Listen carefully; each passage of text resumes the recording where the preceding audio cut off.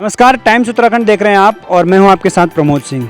हम उत्तराखंड में रहकर बहुत स्वरोजगार की बात करते हैं और पिछले 2-3 सालों में तो बहुत ज़्यादा स्वरोजगार का नाम सुन लिया, लेकिन इस बीच कोई ऐसा बड़ा बदलाव देखने को नहीं मिला जिसके तहत हम ये कह सकें कि हाँ, स्वरोजगार के ज़रिए लोगों को फ़ायदा हुआ है या लोगों ने स्वरोजगार को अपना के एक बड़ा मुकाम हासिल किया है।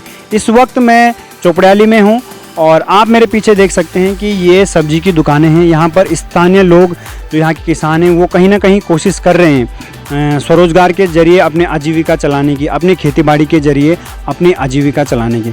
उत्तराखंड में एक बात मैंने जो देखी और जो नोटिस करी वो ये है कि यहाँ पर जो खेती होती है वो थोड़ा कम लेवल या कम स्केल की होती है।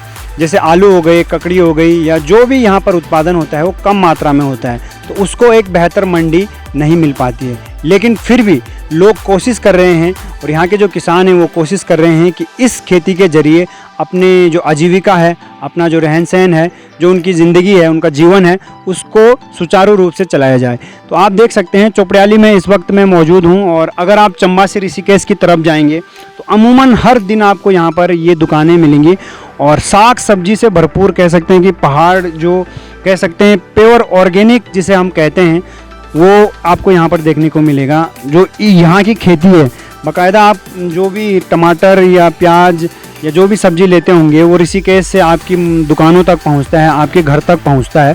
लेकिन यहाँ पर एकदम प्योर ऑर्गेनिक है और जिसका साइज़ या जिसकी मात्रा आप देख सकते हैं कितनी बड़ी है। ये पहाड़ी ककड़ी हैं, साथ में भिंडी हैं और करेले भी यहाँ पर देसी करेले हैं एकदम, टमाटर भी है और ये तरबूजे हैं जिनको पहाड़ी में खिरगवाज या खरबूजा कहते हैं। साथ ही फल भी हैं और सबसे बड़ी चीज़ जो सबसे अलग है वो है कि जो यहाँ पर पहाड़ों में एक सीमित ऊंचाई पर या सीमित जगह पर ये मिलते हैं, फन इसे इंग्लिश में कहते हैं और पहाड़ी में लेंगड़ा इसे कहते हैं, वो आपको मिल जाएगा।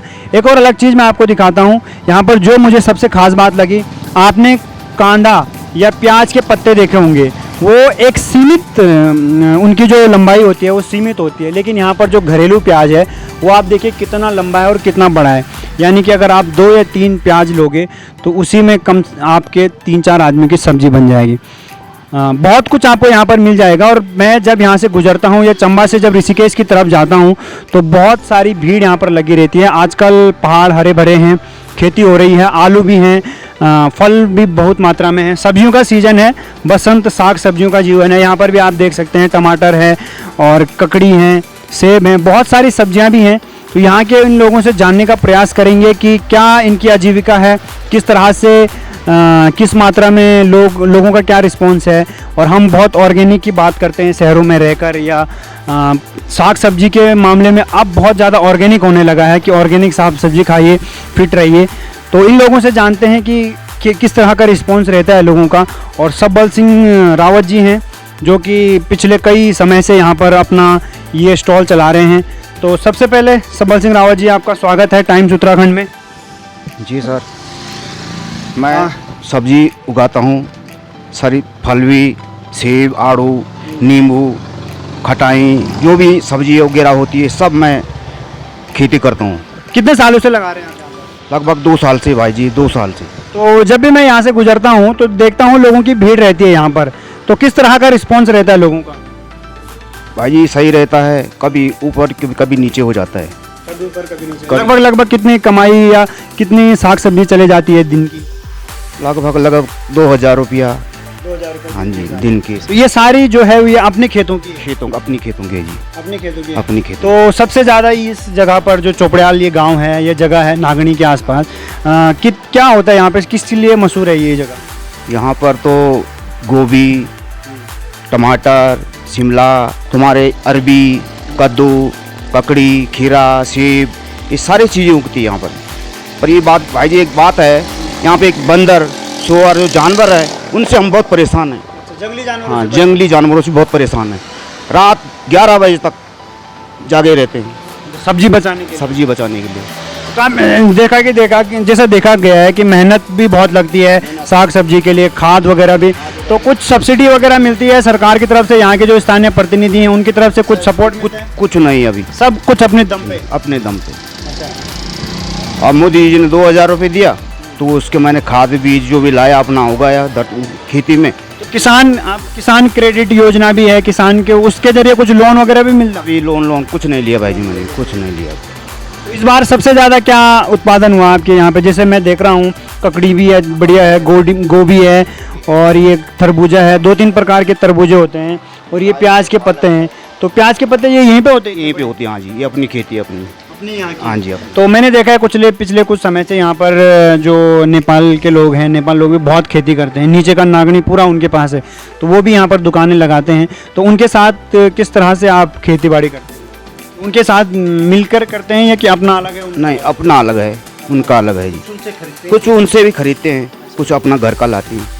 हाँ जी, हाँ जी। तो कुल मिलाकर ये कह सकते हैं कि अगर मेहनत की जाए या थोड़ा बहुत सरकार सपोर्ट करे या थोड़ा लोन वगैरह मिल जाए, तो एक जो बात कहते हैं हम कि स्वरोजगार करो, पहाड़ों में रहो, खेती बाड़ी करो, तो कहीं ना कहीं अपनी जो गुजारा हो सकता है वो आराम से चल सकता है पहाड़ों में, अगर आप ज़मीन से जुड़े। काम ही यही है बस, अपना जो काम है धरती में रह के सब्जी करो, फल लगाओ, ये करो, से करो, ये अपना काम है बस घर का। पहले से ही नौकरी नहीं, चाकरी नहीं, पहले से ही आप? हाँ जी, पहले से कृषि कार्य, पहले से हाँ जी, कृषि के काम किया। तो बहुत बेहतरीन एक कह सकते हैं कि उदाहरण है आपके लिए कि अगर कोई करना चाहे या ज़मीन से जुड़ा हुआ कोई व्यक्ति होगा तो वो आराम से यहाँ पर खेती बाड़ी कर सकता है। और दिन के अगर आपके 1000 रुपये या 2000 2500 रुपये आप कमा रहे हैं, तो आप अंदाज़ा लगा सकते हैं कि महीने के हिसाब से या 15-20 दिन के हिसाब से आप बाहर शहरों में जाकर जो नौकरी करते हैं वो अपने पहाड़ों में यहाँ पर आराम से आपको मिल सकता है। लेकिन उसके लिए सिर्फ आपको नज़रिया चाहिए, थोड़ी बहुत मेहनत चाहिए और थोड़ा आपको कष्ट चाहिए कि कृषि से जुड़े हुए जो लोग हैं, आपको किसान बनना पड़ेगा, आपको अपनी मिट्टी से प्यार करना पड़ेगा। जब आप अपनी मिट्टी से प्यार करेंगे तब जाके आपको फ़ायदा होगा। और बहुत, मैं कह सकता हूँ कि बहुत उम्दा उदाहरण, बहुत सफल उदाहरण ये मैंने अभी तक देखा है। भले इनको मंडी ना मिली हो, भले इनको बहुत बड़ा मार्केट या बाज़ार ना मिला हो, लेकिन अपने दम पर सीना ठोक के जितना ये कर रहे हैं वो इनके लिए एक बहुत बड़ा मुकाम है। हम शहरों में देखते हैं कि लोग अपने छोटे छोटे स्टॉल लेके या छोटे छोटे टोकरियाँ लेके मंडी में बैठे होते हैं और उनको बेचते हैं। मैंने शहरों की मंडियाँ, देहरादून हो, दिल्ली, मुंबई या दूसरे शहरों की जो मंडियाँ हैं वहाँ पर किसान आते हैं, अपने साग सब्जी बेचते हैं, लेकिन वो बहुत छोटे स्केल, छोटी मात्रा में होती है। ये तो एक बहुत बड़ी दुकान है, वो बहुत बड़ी मंडी है। कहीं ना कहीं हमें इनका हौसला बढ़ाना चाहिए। और जब भी आप चंबा से ऋषिकेश की तरफ जाएंगे तो यहाँ पर आपको ये 2-3 स्टॉल मिल जाएंगे चोपड़ियाल गाँव में, आप भी इनसे ज़रूर ख़रीदारी कीजिए। और ऑर्गेनिक का तो ये सबसे बड़ा उदाहरण है। आप देखते होंगे कि जो ऋषिकेश मंडी या देहरादून मंडी में ऑर्गेनिक की बात होती है कि मंडी में सीधे ऑर्गेनिक मिलता है, वो दरअसल ऑर्गेनिक होता नहीं है, वो आसपास के शहरों से आता है, आसपास के राज्यों से आता है। ये प्योर पहाड़ की साग सब्जियां हैं और यहाँ से आपको स्वाद भी इनमें पहाड़ी है और पहाड़ी लोगों से भी। आप कुछ कहना चाहेंगे? सर, हमारा ये कहना है कि जो भी साग सब्जियाँ होती है प्योर ऑर्गन होती है और इसमें कोई मिलावट नहीं होती है। सिर्फ टमाटर है, इसमें ज़रा दवाई पड़ती है, ठीक है, बाकी ऑर्गन है। जो यहाँ पे हमें उस हिसाब से मंडी में जाके हमें उस हिसाब से रेट नहीं मिलता। सरकार हमारे लिए कोई ऐसा काम करे जिससे खुद यहाँ पे ओपन बोली लगे और अपना ले जाए। यहाँ पे जो मंडी में है बोली नहीं लगती, सीधे ऐसे चले जाता है और आधा आरती को, मतलब जो काश्तकार को पूरा पैसा नहीं मिलता, कम दाम में, कम दाम मिलता है जितना हमें मिले। सरकार यहाँ पे एक चोपड़ियाल में एक छोटी सी मंडी खोल दे जो कि हमें आगे उस माल को ले जाए एक उचित दाम पर, ताकि किसान को भी उसका गुजारा बसर हो। कोई संस्था हो वो अपना यहाँ से माल उठाए ताकि हमें पूरा पैसा इसका मिल जाए। सबसे बड़ी जो है यहाँ पे पशुओं की, जानवरों की, जब कोई खेती करते हैं जानवर आते हैं उसको मतलब ख़त्म कर देते हैं, ठीक है, और बंदरों की। इससे ठीक है, सरकार को ऐसा करे कि जो पलायन का मेन चक्कर है कि जैसे हमें पेड़ लगाए और जो हम पलाने, जो जैसे कि उसको 5000 साल का कोई पैसा दे दे और चाहे जब फल जो हम उसको उगा सकें, बाकी सरकार चाहे हमसे रिटर्न ले ले, इसलिए हमारा प्लान रुक सकता है। इस बार इस खेती में सबसे ज़्यादा क्या अच्छी तरह से हुआ या कौन सी सब्जी बहुत ज़्यादा मात्रा में? यहाँ पे कद्दू बहुत ज़्यादा होता है, लौकी बहुत ज़्यादा होती है, मूली बहुत ज़्यादा होती है, लेकिन यहाँ पे सर्दियों में कोई फसल नहीं होती है, ठीक है नहीं। हाँ, ज़्यादा ठंड के ऊपर यहाँ पे कोई फसल नहीं होती, ठीक है नहीं। मतलब अक्टूबर के बाद यहाँ पे सीजन ऑफ हो जाता है, ठीक है। 4-5-6 महीने, मतलब हमारा जो यहाँ पे रोज़गार है सिर्फ 6 महीने का है। 6 महीने के बाद हम यहाँ पे कोई काम नहीं करते। मतलब अपने घर बाड़ी या जो अपनी खेती बाड़ी होती है उसी में लगे रहते हैं। उसी में लगे रहते हैं। चलिए, बहुत बहुत धन्यवाद आपका हमसे बात करने के लिए। तो एक इस रिपोर्ट के जरिए यही एक कोशिश थी कि पहाड़ों में अगर कोशिश की जाए तो साग सब्जियों को भी एक स्वरोजगार का जरिया बना सकते हैं और उनसे भी आप अच्छी कमाई कर सकते हैं। और ये बेहतरीन उदाहरण यहाँ पर मैं मतलब मुझे लगा कि ये बहुत बेहतरीन उदाहरण है। आप भी जब यहाँ से गुजरेंगे आपको भी लगेगा कि ये स्वरोजगार के लिए एक बहुत अच्छी पहल है। और जो ज़मीन से जुड़े हुए किसान हैं, ज़मीन से जुड़े हुए जो लोग हैं, वो कोशिश कर रहे हैं, भले बड़ी मात्रा में नहीं, छोटी मात्रा में ही सही, लेकिन इस तरह के स्टॉलों से अच्छी साग सब्जी आपके घरों तक पहुंच जाए। और ऑर्गेनिक साग सब्जी है। आप भी जब ऋषिकेश से चंबा की तरफ आएंगे या चंबा से ऋषिकेश की तरफ जाएंगे तो यहाँ से ज़रूर कुछ खरीदिए और इन जो हमारे किसान हैं या कृषि से जुड़े हुए जो लोग हैं उनका हौसला बढ़ाइए।